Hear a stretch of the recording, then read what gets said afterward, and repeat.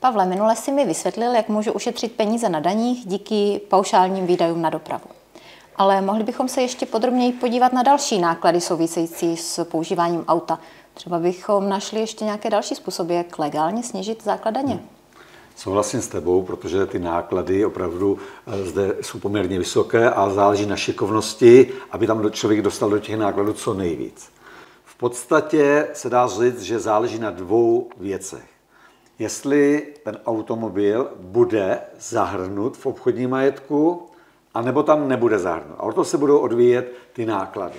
Teď hned zastavím. Co to znamená, že bude automobil zahrnutý v obchodním majetku? Musí mít nějakou novou registraci na odboru dopravy nebo nějakou změnu v technickém průkazu? Vůbec ne. Víceméně musíš být vlastníkem vozidla a za druhé musíš to vozidlo mít evidováno v daňové evidenci na nějaké kartě. To znamená, nemusíš chodit nikam, aby ti do technického průkazu napsali, že to je firemní vozidlo a podobně. Ještě jednou stačí evidence na nějaké kartě. A je teda výhodnější vložit ten automobil do obchodního majetku nebo nevložit? Každá varianta má svoje výhody a nevýhody. Já bych asi začal teda tou první variantou, to znamená, že to je firemní automobil, jinými slovy, že je vložen do obchodního majetku. V takovém případě, jaké náklady si budeš moci uplatňovat? Mimo jiné, náklady na pohonné hmoty, na parkování, náklady na opravy, údržbu, náklady na amortizaci, to budou ty odpisy, pojištění, zákonné, havarijní a podobně. Naposledy si mi říkal, že výdaje za nákup pohonných hmot a za parkování si můžu uplatnit buď jako ty skutečné výdaje, anebo jako paušál za dopravu.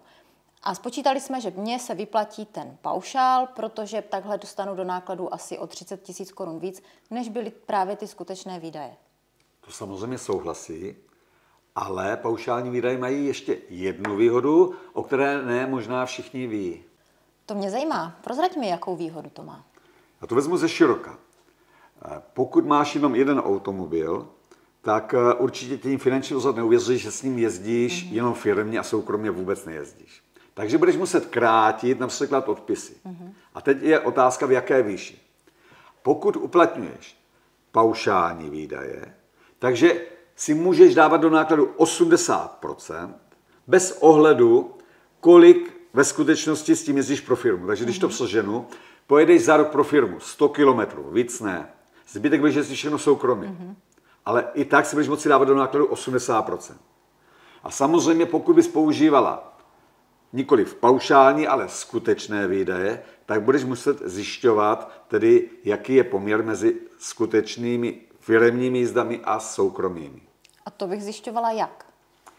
Většinou se to dělá podle knihy jízd.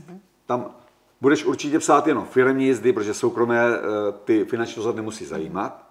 Ale aby zjistila, kolik s tím ujela soukromě, tak se to dělá tak, že se tam napíše stav tachometru na začátku období a na konci. Zase zjednodušení, kdybychom měli na začátku 0, na konci 20 000 kilometrů, že jsme ujeli, ale firemní jízdy budou jenom 5 000. Takže jasné, jaký je poměr mezi těmi soukromými a firemními jízdami.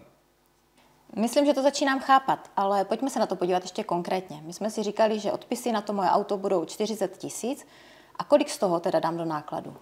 Zase zkusíme to spočítat. Říkala jsi, odpis by byl 40 000, kdybychom používali vozidlo pouze k firemním účelům. Pokud používáme soukromně, takže v případě paušálních výdajů do daňových nákladů budu dávat 80% ze 40 000, což máme 32 000 korun. Pokud bych jel na skutečné výdaje, zjistili jsme poměr mezi firemními jízdami a soukromými. Že tam to dělalo 5 000 kilometrů z celkového počtu 20 000, neboli 25%. Takže do daňových nákladů by zdala 25% ze 40 000, což je 10 000 korun. To znamená, že kromě vyšších nákladů za benzín a za parkování budu mít u odpisu ještě o 20 000 víc, než je skutečnost. Souhlasím. Možná, kdybych to chtěl trošku shrnout. Představ si, opravdu najedeš za rok tím tvým firemním automobilem 500 kilometrů. A ty si dáš do nákladu jednak skoro 50 000 na pohonné hmoty, dalších 30 000 je na amortizaci, to je ten odpis, takže máš 80 000 nákladů. To zní pěkně. To zní moc pěkně. No ale ještě by mě zajímalo, jak by to bylo v tom případě, že auto nevložím do obchodního majetku. Ano, to znamená, zkusíme se vrátit na začátek. Říkali jsme, že jsou dvě varianty, firemní automobil a soukromý. Takže teď se mluví o tom soukromém, to znamená, nevložíš do obchodního majetku. V takovém případě si můžeš do nákladu dát dvě položky. Jedna položka je amortizace a ta se, nějaká základní sazba za každý ujetý kilometr, tu stanoví ministerstvo a každým rokem se mění. A v roce 2024 to je 5,60 korun za každý ujetý kilometr. No a samozřejmě kromě té amortizace tam ještě bys měla náklady na pohonné hmoty. To si mě tou částkou docela překvapil, zdá se mi hodně vysoká. Tak se zeptám, platí to u jakéhokoliv auta, nebo je rozdíl, jestli je to nějaká obyčejná Fabie nebo drahé auto? Ne, opravdu bez ohledu, jestli máš vozidlo, které stálo 10 000 korun nebo milion, vždycky si můžeš uplatňovat amortizaci. Zase, asi to je nelogické, ale ze zákona to tak je. Takže kdybys najela s tím automobilem 10 000 kilometrů, tak máš v nákladech 56 000 korun, což může být někdy i opravdu více, než je hodnota toho vozidla. No ale lze tuhle sazbu uplatnit vždy, nebo jsou na to nějaké omezující podmínky? Jsou tam omezující podmínky a v podstatě, pokud se má být o podnikateli, tak tam ty podmínky, které musí být splněny, jsou dvě. První podmínka je, že musíš být vlastníkem vozidla. To znamená, nemůžeš ji mít vypůjčené, třeba od rodičů a tak dále. Takže musíš opravdu vlastnit vozidlo. A druhá podmínka je, že ten automobil nemohl být nikdy evidován v tvém účetnictví, v tvé daňové evidenci. To je z toho důvodu, aby někdo to prvně nedal do daňové evidence, uplatnil celý do nákladu a potom, a teď se mě hodí uplatňovat zase těch 5,60. Jo. A jak je to s pohonnými hmotami u těchto vozidel? Tady je důležité si uvědomit, že se neuplatňuje skutečná spotřeba pohonných hmot, ale průměrná spotřeba podle technického průkazu. Takže tam máš spotřeba po městě, v 90, v 120 a uděláš z toho průměr. A pokud se jedná o cenu pohonných hmot, tam buď to použiješ cenu, kterou stanoví Ministerstvo práce a sociálních věcí. Na začátku roku stanoví, jaká je průměrná cena pohonných hmot v České republice. Takže to máš jednu možnost. Ale pokud by zjistila, že ta průměrná cena ministerstva je nízká nebo nižší, než si ve skutečnosti zaplatila, tak klidně můžeš použít cenu podle účtenky.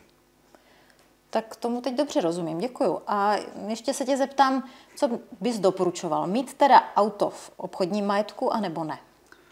Tady se těžko radí. Je to totiž vždy individuální. Ale obecně dá se říci, že záleží na dvou faktorech.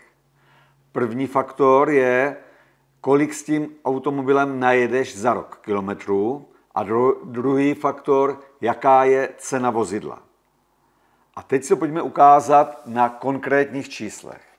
My jsme se bavili o tom, že cena Fabie je 200 000 korun a budu předpokládat dvě varianty. Jedna varianta, že najedeš za rok 5 000 kilometrů a varianta druhá, najedeš za rok 20 000. A jaké budou náklady, když vozidlo bude zahrnuto a nebude?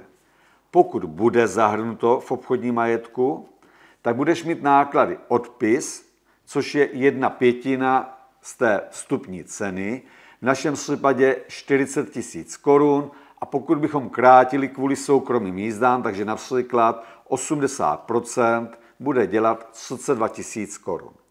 A určitě tam ještě budeš mít nějaké náklady na pojištění, opravy, servisní prohlídky a podobně, takže kdybychom dali 10 000, tak máme v součtu náklady 42 000. To jsme měli zahrnuto v obchodním majetku. Pokud jsme nezahrnuli do obchodního majetku a najeli jsme 5 000 kilometrů krát základní sazba náhrady, znamená krát 5,60, nám vychází 28 000 a vyšlo by ti tedy lépe v nákladech zahrnuto do obchodního majetku. Pokud bychom ale s Fabií najeli 20 000 kilometrů, Potom skutečné náklady budou pořád 42 000 korun, ale náklady v případě nezahrnutí vozidla do majetku budou 20 000 kilometrů krát základní sazba, to znamená krát 560, což je 112 000 korun. No a to je samozřejmě výrazně více, než by dělali skutečné náklady.